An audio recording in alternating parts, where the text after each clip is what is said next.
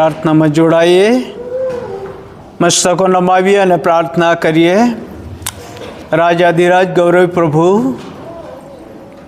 आज तमारा पवित्र घर में तमे अमारी साथे बोलो, मैं तमारू सांभळीए ए माटे अमारा हृदयों मनोने तमारा वचनों तरफ तमे केंद्रित करो। अमारा बधाना भटकता विचारों ने प्रभु तमारा वचनों में तमे बस करजो। आज ज्यां ज्यां तमारू वचन आवी रह्युं छे आपसे ए दरेक जग्याए प्रभु तमारा आत्माथी तमे भींजो अने भरपूर करो अने तमारा लोकोने तमारा आशीर्वाद आपजो। प्रभु यीशुना नाममां अमारी प्रार्थना सांभळी स्वीकार करो। आमेन। गुड मॉर्निंग, जय मसीह। एक महीनो अपने पूरो करी गया ने 2025 वर्षनो एक महीनो पूरो थयो, एटले के 25 वर्षना हवे 11 मास अपनी पासे रह्या अने जो एम के अपना जीवननो एक महीनो हवे ओछो थयो अने प्रभु पासे जवानो समय ईश्वर आपणे आपी रह्या छे। प्रभुनो आभार मानीए छीए। पुष्कळ ठंडी हती, ए ठंडीमांथी पण हवे आपणे बहार आवी गया। गरमीनो समय जाणे के हवे शरू थई रह्यो छे। बाळकोनी परीक्षाओ हशे, त्यार पछी बीजा घणा बधा सामाजिक प्रोग्राम्स ए बधुं हशे। ए बधानी वच्चे ईश्वर आपणे संभाळे साचवे एवी प्रभुनी प्रार्थना छे। क्वायर माटे थैंक यू कही, सुंदर गीत रजू कर्युं, थैंक यू। अने आ रीते बहुत सारा गीतों तमे आपता ज रहीजो, ए आशीर्वादनो अनुभव अमे करता रहीशुं। ईश्वरना वचनों तरफ आपणे जईए। 3 शास्त्र भाग आपणे वांच्या, एमांथी आजे उत्पत्ति 35 અને 1 થી 8 कलम पर આપણે ध्यान केंद्रित करवा मांगीए છીએ। उत्पत्ति 35 1 થી 8 में याकूब ની જે પરત ફરવાની જે ક્રિયા છે એની વાત આવે છે। ઘણી બધી વખત મુસાફરી એમ કહીએ છીએ ત્યારે આપણે ટ્રેનની મુસાફરી યાદ કરીએ, બસની મુસાફરી યાદ કરીએ અને કેટલાક મિત્રો हवाई जहाज़नी मुसाफरी के दरियाई मुसाफरी ने याद करता हशे अने घणानी पासे आवो अनुभव हशे। परंतु तमे ने हूँ कदाच एक के बी आवी मुसाफरी करी होय पण बीजी कोईक मुसाफरीनो अनुभव न होय, एवुं बनी शके। पण मानवी जीवननी मुसाफरीनो अनुभव तो आपणे बधाने छे। मारा संबंधी ज्यारे हूँ वात करूँ त्यारे नवसो लग्न थई युवान हतो ने त्यारथी सेवामां जुदा जुदा स्थळोमां गया अने आजे दाहोदमां छे। घणा बधा एवा वाला मित्रों के जेओने ईश्वरे नौकरी आपी हशे ए दिवसथी लईने जुदी जुदी जग्याए भाडाना मकानमां रह्या हशे, सरकारी मकानमां रह्या हशे अने पोतानुं कायमी घर पण बन्युं हशे। घणा बधा एवा वालाओ हशे केमनो उछेर कोई बीजाने त्यां थयो हशे। ए पितृओ अने वालाओ आजे न होय, परंतु एवा वाला मित्रों आजे कोई बीजी सोसायटी में के बीजा स्थल में रही रह्या हशे। अपनी मानवी जीवन की मुसाफरी जुदा जुदा समयों और संजोगों साथे बदलाती रहे छे। आ पृथ्वी पर आपणुं कोई एक कायमी घर नथी, एक कायमी स्थल नथी, ए समय साथे बदलातुं रहे छे अने ए बधामां आपणा ईश्वर कदी बदलाता नथी। स्थल बदलाय, घर बदलाय, समय बदलाय, पण प्रभु कदी बदलाता नथी। ए विपरीत संजोगों आवे, सारा प्रसंगों आवे, बधामां ईश्वर आपणी साथे होय छे। पण घणी बधी वखत मानवी जीवन की जो मुसाफरी है ए मुसाफरी में आपणे कोईक एवा विस्तार में के सोसायटी में जे के ज्यां टोटली नॉन क्रिश्चियन होय, एक व्यक्ति के एक कुटुंब तरीके આપણે અસ્તિત્વ ધરાવતા હોઈએ છીએ, ત્યારે વર્ષ દરમિયાન આવતા ધાર્મિક, સામાજિક અને જુદા જુદા કાર્યક્રમોમાં એની અસર આપણને પડતી હોય છે અને એના ઘણા બધા અનુભવોમાંથી આપણને પસાર થવું પડતું હોય છે. ઇવન આપણા જે બાળકો છે એમના પર પણ અસર પડતી હોય છે. અને જો એવા વિસ્તારની, એવી સોસાયટીમાં એ કુટુંબ રહેતું હોય અને બાળકો હોય અને ચર્ચની સંગતમાં ન હોય, સન્ડે સ્કૂલની સંગતમાં ન હોય, તો એવા બાળકોનું ભવિષ્યનું આત્મિક સ્તર કેટલું હશે કલ્પના કરવું અઘરું છે. અને આવી રીતે આપણી માનવી જીવનની મુસાફરીમાં અને ખાસ કરીને ખ્રિસ્તી વિશ્વાસની દોડમાં આપણે જ્યારે મુસાફરી કરીએ છીએ ત્યારે અનેક વખત આપણે પડી જઈએ છીએ, પ્રભુને ભૂલી જઈએ છીએ, પ્રભુની મંડળીની સંગતથી દૂર જઈએ છીએ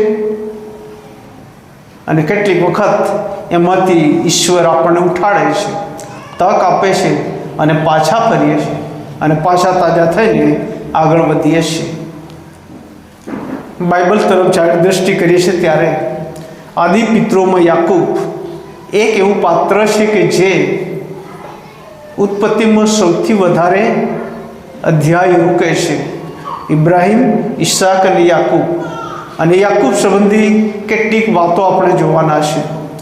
જો તમે અભ્યાસ કરો ત્યારે ઉત્પત્તિ 25મો અધ્યાય અને તેના 26મા વચનથી લઈને ઉત્પત્તિ 49ના અધ્યાયની છેલ્લી કલમ સુધી યાકૂબનો ઉલ્લેખ આપણને જોવા મળે છે. આદિ પિતૃઓમાં યાકૂબ ત્રીજા ક્રમનો વ્યક્તિ અથવા પિતૃ તરીકેનું ઇઝરાયલમાં સ્થાન ધરાવતો હતો. અને જો એના સંબંધી આપણે વિચાર કરીએ, જો આ આદિ પિતૃની ઉંમર સંબંધી આપણે વિચાર કરીએ ત્યારે ઈશ્વરે ઇબ્રાહિમને 175 વર્ષનું આયુષ્ય આપ્યું હતું. ઉત્પત્તિ 25:7 તમે જોઈ શકો છો. ત્યારબાદ એના પુત્ર ઈસાકને 180 વર્ષનું આયુષ્ય આપ્યું હતું. 35 અને 28. ત્યારબાદ યાકૂબને ઈશ્વરે 147 વર્ષનું આયુષ્ય આપ્યું હતું. ઉત્પત્તિ 47 અને 28. 175, 180 અને 147 યાકૂબની વયના પૃથ્વી પરના દિવસો 147 હતા. અને જો એની વાત કરવામાં આવે પાછલા વર્ષોની, 17 વર્ષ સુધી ગોશેનમાં, મિસરમાં યુસુફના સમયમાં યાકૂબ પાકટ ઉંમરે ત્યાં 17 વર્ષ વિતાવ્યા. એના અગાઉનો આપણે વિચાર કરીએ ત્યારે 20 વર્ષ પાદાનરામમાં વિતાવ્યા હતા. અને જો એમ વિચારીએ તો 147માંથી એ 17 વર્ષો બાદ કરીએ, એ 20 વર્ષો આપણે બાદ કરીએ, 110 વર્ષ જેટલો સમય કુટુંબની સાથે ક્યાંક રીતે યાકૂબ રહ્યો, જીવ્યો. એ બધા જ વર્ષોમાં જો એનું એનાલિસિસ કરીએ તો ઈશ્વર સાથે કેવી રીતે જીવ્યો, ક્યાં કેવી રીતે ચાલ્યો, ક્યાં કેવી રીતે ભૂલો થઈ, કેવી રીતે પાછો પડ્યો, એ બધા વર્ષો દરમિયાન ઈશ્વર જુદા જુદા સ્થળે કેવી રીતે તેની સાથે વાર્તાલાપ કર્યો, એ બધી ટાઈમલાઈન આપણને ઉત્પત્તિ 25:26થી 25મો અધ્યાય અને 26મા વચનથી 49ના છેલ્લા વચન સુધી યાકૂબના માટે મળી આવે છે. અને જો આપણે ઉત્પત્તિ 35:1થી 8 વચનો વાંચ્યા, એમાં પહેલી કલમમાં ઈશ્વર યાકૂબને કહે છે, અને દેવે યાકૂબને કહ્યું, ઉઠ, બેથેલમાં જા ને ત્યાં રહે, અને તું તારા ભાઈ એસાવની આગળથી નાટો હતો ત્યારે જે દેવે તને દર્શન આપ્યું હતું તેને સારું ત્યાં તું વેદી બાંધ. ઉઠ, ખાસ પ્રકારનો શબ્દ ત્યાં મૂકવામાં આવ્યો છે. યાકૂબ એની મુસાફરીમાં એક એવો સમય આવ્યો કે કુટુંબથી દૂર હતો 20 વર્ષ દરમિયાન, અને ઈશ્વર યાકૂબને કદી ભૂલ્યા નથી. અને જો આપણે 25મા અધ્યાયની વાત કરીએ ત્યારે એના ભાઈ એસાવનું જ્યેષ્ઠપણું લઈ લીધું.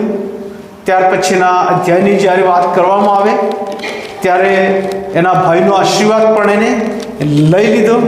અને એમ કરીને યાકૂબના નામનો જે અર્થ છેતરનાર કે ઠગનાર થાય એ પ્રમાણે એના ભાઈને એને 2 વાર છેતર્યો હતો.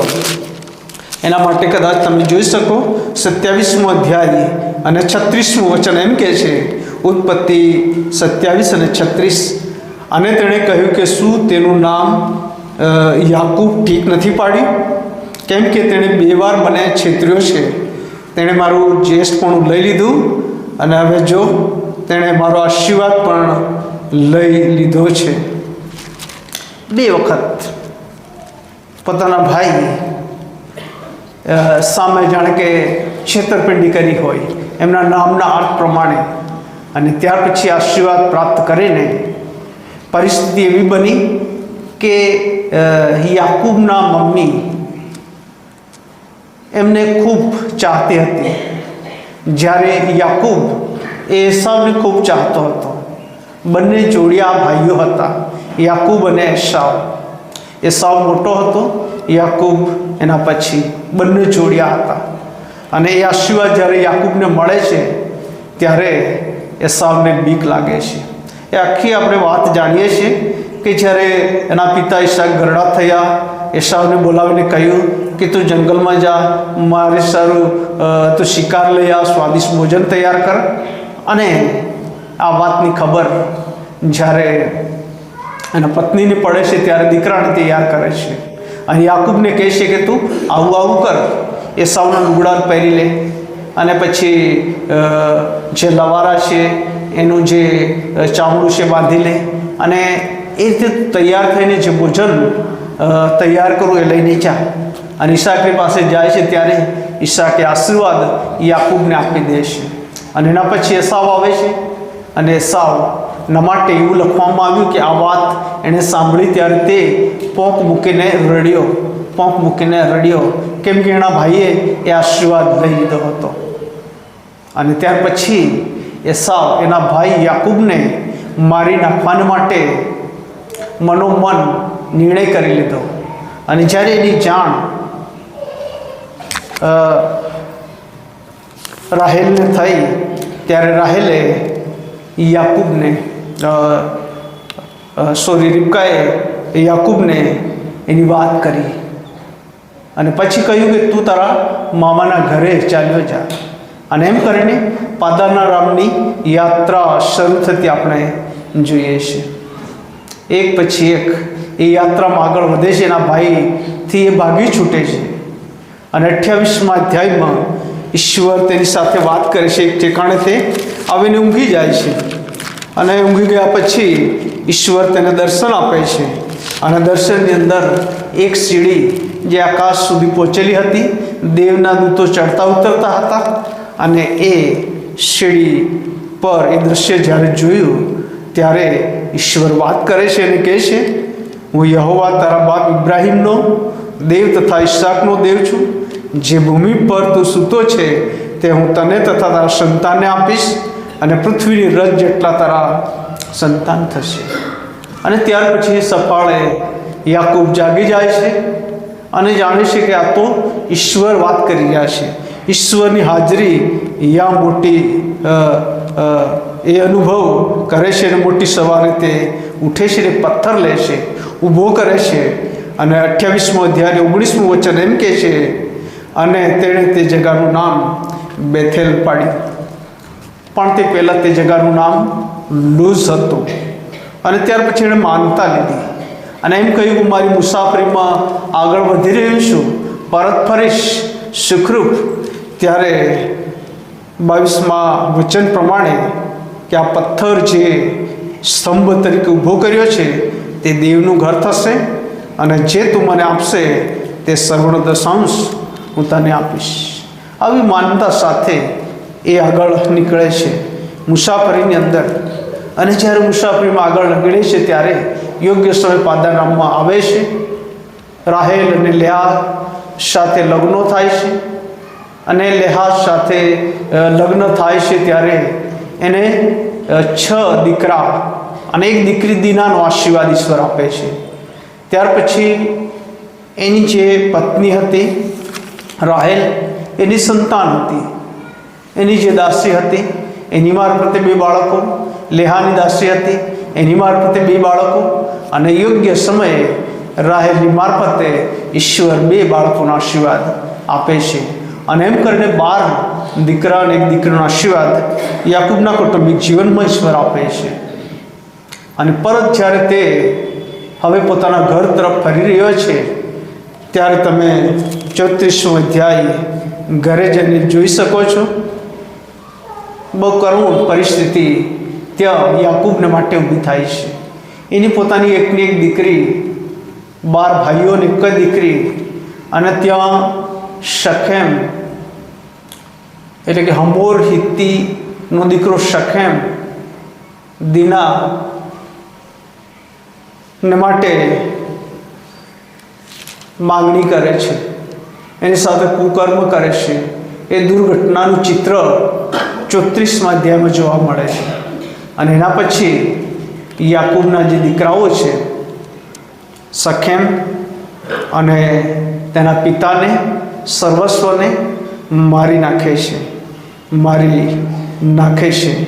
એ અગાઉ શખેમનો રાજા યાકૂબની સાથે વાત કરે, વ્યવહાર કરે છે અને એમ કહે છે કે આપણે 34 અને 9માં આપણે અરસપરસ વિવાહ કરીએ, એટલે તમારી દીકરીઓ અમને આપો ને અમારી દીકરીઓ તમે લો, અરસપરસ વિવાહ કરીએ.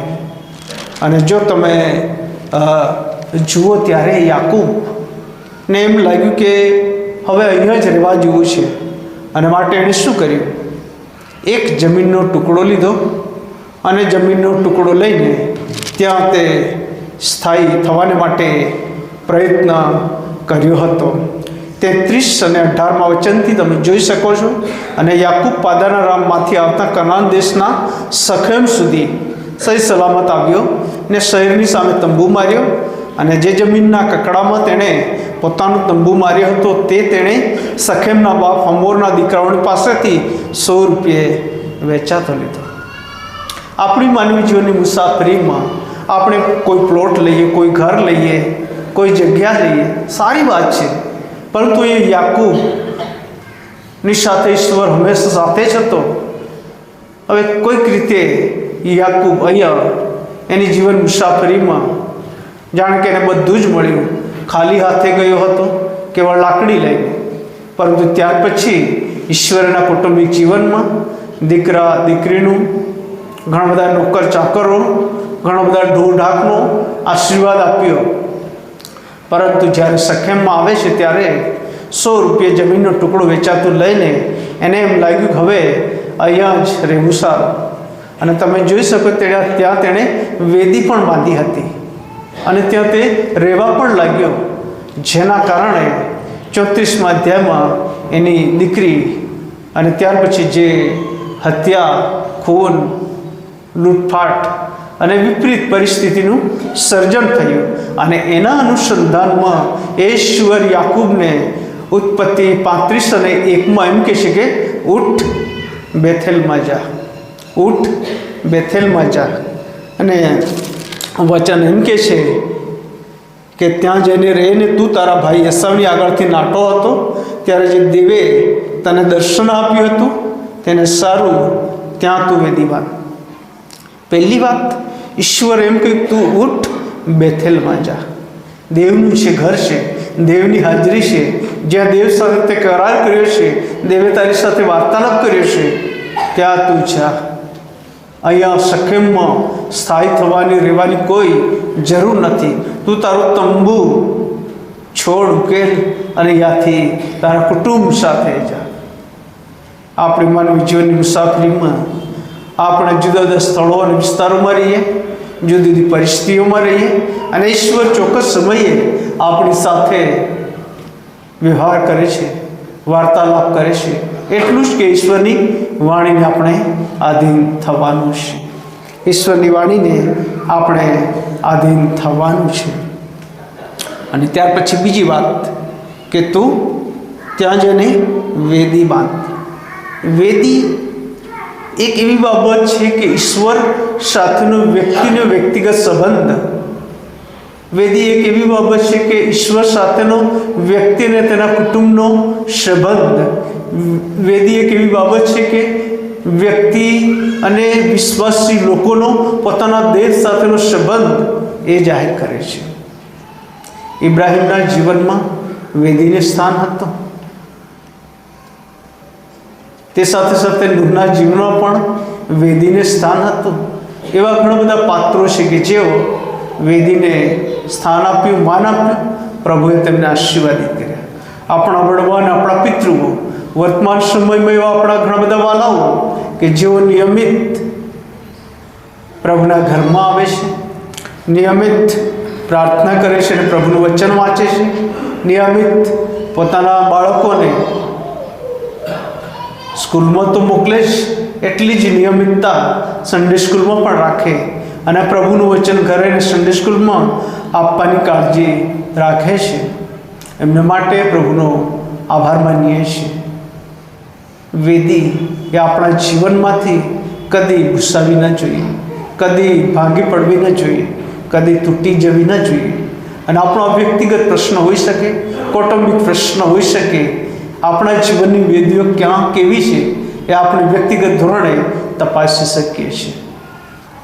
અને માટે ઈશ્વરે યાકૂબને યાદ કરાવ્યું કે તું ત્યાં જઈને વેદી બાંધ. અને બીજું વચન એમ કહે છે કે યાકૂબે પોતાના ઘરનાને તથા જે સર્વ તેની સાથે હતા તેઓને કહ્યું, તમારામાં જે અન્ય દેવો હોય તેઓને દૂર કરો ને પોતાને શુદ્ધ કરો ને પોતાના લુગડા બદલો.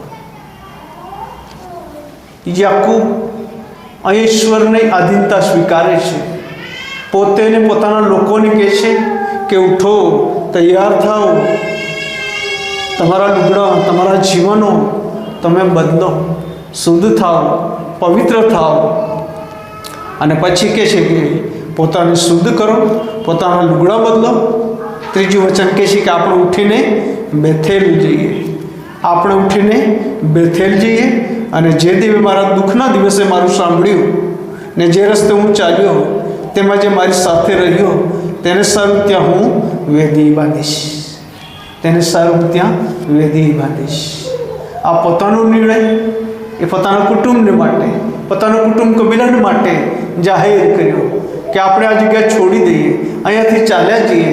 ભલે આ પ્લોટ આપણે 20 લાખમાં લીધો છે, ભલે આપણા ઘર આટલામાં આપણે લીધું છે, પરંતુ ઈશ્વરની હાજરીથી આપણે દૂર છે તો આપણે પરત ફરીએ, પ્રભુની ગમ ફરીએ, પ્રભુના ઘરમાં જઈએ, પ્રભુના લોકોની સંગતનો અહેસાસ ને અનુભવ આપણે કરીએ. યહોશુઆનું પુસ્તક તમે જોઈ શકો છો, 24મો અધ્યાય અને 23મી કલમ. યહોશુઆ 24 અને 23. ત્યાં પણ સખેમની વાત છે. પહેલી કલમ વાંચીશું અને ત્યાર પછી 23મી કલમ. યહોશુઆ 24 અને 1. યહોશુઆએ ઇસ્રાયેલના સર્વ કુળોને સખેમમાં એકઠા કરીને ઇસ્રાયેલના વડીલોને ને તેઓના મુખ્ય પુરુષોને ને તેઓના ન્યાયાધીશોને ને તેઓના સરદારોને બોલાવ્યા અને તેઓ દેવની આગળ રજૂ થયા. આ એક બીજો એવો પ્રસંગ એ સખેમમાં યહોશુઆના સમયમાં બને છે.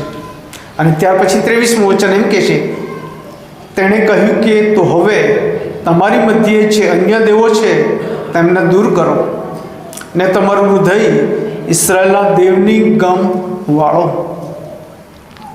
તમારામાં જે અન્ય દેવો છે તેઓને તમે દૂર કરો. જો તમે 24મા અધ્યાયની શરૂઆતથી જુઓ ત્યારે બહુ એ લાંબો ઇતિહાસનું વર્ણન પણ કરે છે અને કહે છે કે તમારા પિતા તેરા નદીની પેલી ગમ હતા. ઇબ્રાહિમ તેમનું એ આખું પરિવાર નદીની પેલી ગમ હતું, અન્ય દેવોમાં ફસાયેલું હતું. ત્યાંથી ઈશ્વરે તમને આણ્યા, બહાર કાઢ્યા, વસાવ્યા. એ માર્ગમાં મુસાફરીમાં ઈશ્વર સાથે રહ્યા અને અરણ્યની મુસાફરીમાં પણ ઈશ્વર તમને સારા ખોરાકથી પોષણ કર્યું અને ત્યાં સુધી લઈ આવ્યા છે, ત્યારે શેકેમમાં આ એક નિર્ણય કરે છે. પોતે તો જાહેર કરે છે 15મા વચન પ્રમાણે કે હું ને મારા ઘરના તો યહોવાની સેવા કરીશું. અને ત્યાર પછી 23મા વચનમાં કહે છે, હવે તમારી મધ્યે જે અન્ય દેવો છે, જો તમે દેવની સેવા કરવા માંગતા હો તો તમારી મધ્યે જે અન્ય દેવો છે એમને દૂર કરો ને તમારું હૃદય ઈશ્વરના દેવની ગમવાળો. આજે આપણે જોઈએ છીએ જગત અને જગત તરફ, ત્યારે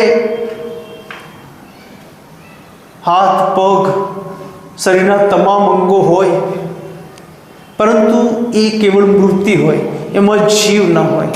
એ સુંદર હોઈ શકે, એ હાલી શકે નહીં, બોલી શકે નહીં, આપણી સાથે વ્યવહાર કરી શકે નહીં, એમની સાથે આપણો કોઈ વાર્તાલાપ શક્ય નથી. અને આજે ઘણા બધા એવા લોકો એવા બંધનોમાં બંધાયેલા છે.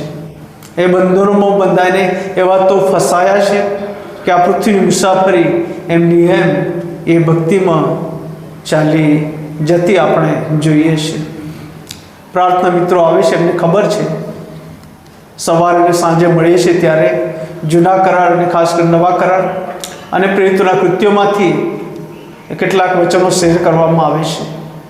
પાઉલ જ્યારે 17મા અધ્યાયમાં પ્રેરિતોના કૃત્ય 17 આથેન્સમાં ગયો ત્યારે ઠેર ઠેર મૂર્તિઓ જોઈને એનું હૃદય ઉકળી ઉઠ્યું, ઠેર ઠેર. અને ત્યાં ઘણા બધા જ્ઞાનીઓ હતા, ગ્રીકવાદીઓ હતા. તેઓની સાથે અરિયોપગસ એટલે કે આથેન્સની વચ્ચે વચ્ચોવચ એક ટેકરી છે જેનું નામ અરિયોપગસ. એ ટેકરી પર એક ડિબેટ કરે છે અને એ ડિબેટની અંદર પાઉલ એમ કહે છે કે મેં રસ્તે ચાલતા એક એવી દેવી જોઈ અથવા એવો દેવ જોયો, એના પર લખેલું હતું અજાણ્યા દેવના માનમાં. અને એમ કરીને પ્રભુ શ્રી કૃષ્ણને પ્રગટ કરે છે. સુવાર્તા આપવાની ખાસ રીત પાઉલ ત્યાં રજૂ કરે છે. અને પછી એ ઈશ્વર સૃષ્ટિના સર્જનહાર છે ત્યાંથી શરૂ કરે છે, ઉત્પન્ન કરતા છે ત્યાંથી શરૂ કરે છે. અને પ્રભુ આ જગતમાં આવ્યા, મરણ પામ્યા, પુનરુત્થાન પામ્યા, ફરી ઇન્સાફ કરવા માટે આવી રહ્યા છે. એક લાંબી સુવાર્તા પાઉલ આથેન્સમાં આપે છે. 3 ભાગ પડી જાય. તેના પછી કેટલાક લોકો વિરોધ કર્યો, કેટલાક લોકો એમ કહ્યું અમે બીજી કોઈ વાર તમારી વાત સાંભળીશું, અને કેટલાએ કે વિશ્વાસ કર્યો. અને વિશ્વાસમાં 1-2 પાત્રો પાઉલની સાથે જોડાયા. આપણી જીવન મુસાફરીમાં, વિશ્વાસની યાત્રામાં આપણે આગળ વધીએ છીએ ત્યારે ઈશ્વર આપણી સાથે છે. યાકૂબ શેકેમમાં ગયો અને એને એવું લાગ્યું અહીંયા તો સારું છે, અહીંયા રહેવું સારું છે, પરંતુ એની ધારણા કરતાં વિપરીત પરિસ્થિતિ થઈને જેના કારણે ઈશ્વરે કહ્યું તું ઉઠ, બેથેલ જા, ત્યાં તું વિધિ બાંધ. અને નિર્ણય કર્યો કે પોતાના લોકોને કહે કે આપણે ઉઠીએ, બેથેલ જઈએ અને દેવની વિધિ બાંધીએ. અને 4થી કલમ કહે છે, અને તેઓએ તેમની પાસે જે અન્ય દેવો હતા તથા તેમના કાનમાં જે કુંડળો હતા તે યાકૂબને આપ્યા. અને યાકૂબે શેકેમની પાસે એલોન વૃક્ષ તળે તેઓને દાટી દીધા. આપણા જીવનમાં એવા પાપનો એટલો મોટો ભંડાર, આપણા જીવનમાં પાપોની મોટી એવી યાદી પાઉલ એના પત્રોમાં એ લાંબુ લાંબુ લિસ્ટ મૂકે છે, આપણે જાણીએ છીએ. એ બાબતો જો હોય તો તેમને આપણે જ્યાં સુધી દાટી ન જોઈએ, દફનાવી ન દઈએ, ત્યાં સુધી આપણે આગળ વધી શકતા નથી. નવા જીવનમાં આપણે ચાલી શકતા નથી. એનો ભાર ઉચકીને આપણે ચાલતા હોઈએ છીએ અને મુશ્કેલીઓનો સામનો આપણે કરતા હોઈએ છીએ. અહીંયા યાકૂબે અને તેની સાથેના લોકોએ એ અન્ય દેવો દૂર કર્યા. એમના કાનના કુંડળો હતા એ બધું જ એલોન વૃક્ષ તળે તેમને દાટી દીધું. અને 5મું વચન એમ કહે છે, અને તેઓ ચાલતા થયા અને તેઓની ચારેય ગમના નગરો મોટું ભય લાગ્યું, માટે તેઓ યાકૂબના દીકરાને પૂઠે પડ્યા. જો તમે ને હું એ અંધકારની તાકાત, એના બંધનોને, એ પાપોને જ્યાં સુધી દાટીને નવા જીવનમાં ચાલી શકતા નથી ત્યાં સુધી તમારા મારા સંપર્કમાં આવનાર વ્યક્તિઓ કે પાત્રો એ આપણાથી બી શકશે નહીં, દૃશ્ય નહીં. કહેવાનો અર્થ આપણોમાં જે પરિવર્તનનું આત્મા છે એ આત્મા ઈશ્વર દ્વારા કામ કરે અને એવા વ્યક્તિઓને નવાઈ લાગે અને ત્યારે તેઓ નમી જાય છે. એના પછી વચન 6 એમ કહે છે કે અને યાકૂબ પોતાની સાથેના સર્વ લોક સુધા કનાન દેશના લૂઝ જે બેથેલ કહેવાય છે તેમાં આવ્યો અને તેણે ત્યાં વેદી બાંધી ને તે જગાનું નામ એલ બેથેલ પાડ્યું, કેમ કે તે તેના ભાઈના મોં આગળથી નાઠો હતો. ત્યારે દેવે તેને ત્યાં દર્શન આપ્યું અને રીબકાની દાઈ દબોરા મરી ગઈ ને તેને બેથેલ પાસે એલોન વૃક્ષ તળે દાટવામાં આવી અને તે વૃક્ષનું નામ તેણે એલોન બાખૂદ પાડ્યું. રીબકાની દાઈ દબોરા મરણ પામી, તેને ત્યાં શેકેમની સીમમાં એલોન વૃક્ષ તળે દાટવામાં આવી. આજે 35મો અધ્યાયની શરૂઆત અને એનો અંત જ્યારે આપણે જોઈએ છીએ 3 એવા મોટા પાત્રો કે જે વિદાય થતા જોવા મળે છે આ 35મા અધ્યાયમાં. એક તો રીબકાની દાઈ દબોરાની વાત આવે છે અને ત્યારબાદ એના પિતા ઈશાકના મરણની પણ વાત આવે છે અને યાકૂબ ના પત્ની મરણ પામે છે એની પણ વાત આવે છે. જો તમે જોઈ શકો 16મું વચન 35 અને 16. અને તેઓ બેથેલથી આગળ ગયા અને એફ્રામ પહોંચવાને હજી થોડો માર્ગ બાકી રહ્યો હતો. એટલામાં રાહેલની પ્રસૂતિ થઈને તેણે જણતક ઘણું કષ્ટ થયું અને એમ થયું કે તે જણતક કષ્ટાથી. ત્યારે દાએ તેને કહ્યું કે બીમાં, કેમ કે તને આ પણ દીકરો સાંભળશે. અને એમ થયું કે જ્યારે તેનો જીવ જતો હતો કેમ કે તે મરી ગઈ, ત્યારે તેણે તેનું નામ બેનોની પાડ્યું, પણ તેના બાપે તેનું નામ બિન્યામી પાડ્યું. રાહેલનું મરણ થયું અને જ્યારે એ પાદાના રામમાં યાકૂબને 11 દીકરા અને 1 દીકરીનો આશીર્વાદ મળ્યો, પરંતુ જ્યારે એ શકેમમાંથી બહાર નીકળે છે, વતન તરફ જાય છે, ત્યાં બિન્યામીના આશીર્વાદ ઈશ્વર આપે છે. 12મા દીકરાનો આશીર્વાદ ઈશ્વર આપે છે. અને એના પછી ત્રીજું મરણ આપણે જોઈએ 28મું વચન, ઉત્પત્તિ 35:28. અને ઈસાકની ઉંમર 180 વર્ષની હતી અને ઈસાકે ઘરડો તથા બહુ વર્ષનો થઈને પ્રાણ મૂક્યો ને પોતાના લોકોમાં તે મેળવાયો અને તેના દીકરાઓએ એટલે એસાવે તથા યાકૂબે તેને દાટ્યો. આ 35મા અધ્યાયમાં 3 એવા મહત્વના પાત્રો કે જે વિદાય થાય છે. આપણી માનવી જીવનની મુસાફરીમાં આપણા પિતૃઓ, આપણા મમ્મી પપ્પા દાદા દાદી આજે કદાચ નથી, પરંતુ એમનો વિશ્વાસ, આપણા માટે એમની કેળવણી, ઉછેર, સંભાળ, જરૂરિયાત એ આપણા સાથે હંમેશા જોડાયેલા રહે છે. આપણે એમને કદી ભૂલી શકતા નથી. એનાથી આગળ જઈએ તો આપણા ઈશ્વર કે ગમે તેવા સંજોગોની પરિસ્થિતિમાં હોય, સ્થળ બદલાય, સમય બદલાય, આપણા જીવનો બદલાય, આપણી ઉંમર બદલાય, પણ આપણા ઈશ્વર કદી બદલાતા નથી. અને જો આગળ તમે અભ્યાસ કરો ત્યારે યાકૂબના માટે એવું લખવામાં આવ્યું કે યાકૂબ ફરી એ બેથેલમાં આવ્યો અને ત્યાં તેણે વેદી બાંધી અને તેનું નામ તેને બેથેલ પડ્યું. 2 વાર એક વાક્ય રિપીટ થતું આપણે જોઈએ છે, શરૂઆતમાં અને અંતમાં. આપણા જીવનની અંદર એ ઈશ્વર છે અને રહેવાના છે. ગમે તેવા સમયો સંજોગોમાંથી આપણે પસાર થઈએ, જો આપણે પડી જઈએ, જો ભૂલતા ખાઈએ, તો ઈશ્વર આપણને તક આપે છે. એમાંથી આપણે ફરીએ, પસ્તાવ કરીએ, કબૂલ કરીએ અને ઈશ્વર ચોક્કસ આપણને સ્વીકારશે. એના પછીની જીવનની યાત્રામાં યાકૂબ સંબંધી આપણે જોઈએ છીએ મિસ્રમાં જે દુકાળ આવ્યો 7 વર્ષ, એ દુકાળના વર્ષમાં પણ ઈશ્વરે તેને જીવડાવ્યો, એમના દીકરાઓને જીવડાવ્યા. અને ગોસેન નામના પ્રદેશમાં તેમને, તેમના સંતાનોને ઈશ્વર આશીર્વાદ આપ્યો અને ત્યાંથી તેઓ વૃદ્ધિ પામતા ગયા. ઈશ્વર આપણને આ વચન દ્વારા આશીષ આપે. આમેન. ભજન સેવાના અંત ભાગ તરફ આપણે છે. 292 નંબરના ગીતમાં આપણે જોડાઈશું. મુझ પર દર્શાવ્યો ઈશ્વરનો હજુ પ્રેમ, એ અગાઉ પ્રાર્થનામાં જોડાઈએ, પ્રાર્થના કરીએ. દયાળુ પ્રેમાળ અને કૃપાળુ ઈશ્વર પિતા, ઇબ્રાહિમ, ઈસાક અને યાકૂબના જીવનને માટેની વિશેષ આજે સવારે યાકૂબના જીવનની મુસાફરી વિશે અમે જોઈ ગયા.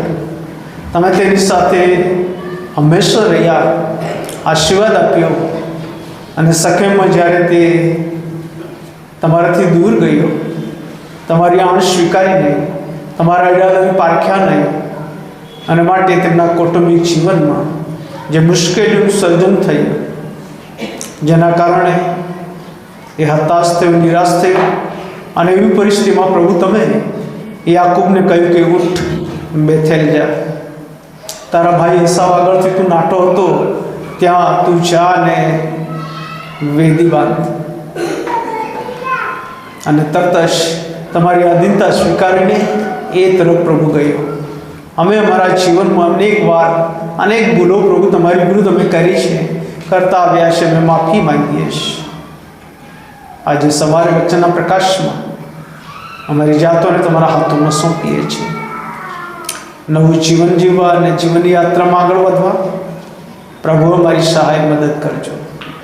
તમે અમારા અબોળ જેવા પર જે પ્રેમ દર્શાવ્યો, એ પ્રેમને યાદ કરતા અમે આગળ વધીએ એવું થવા દો.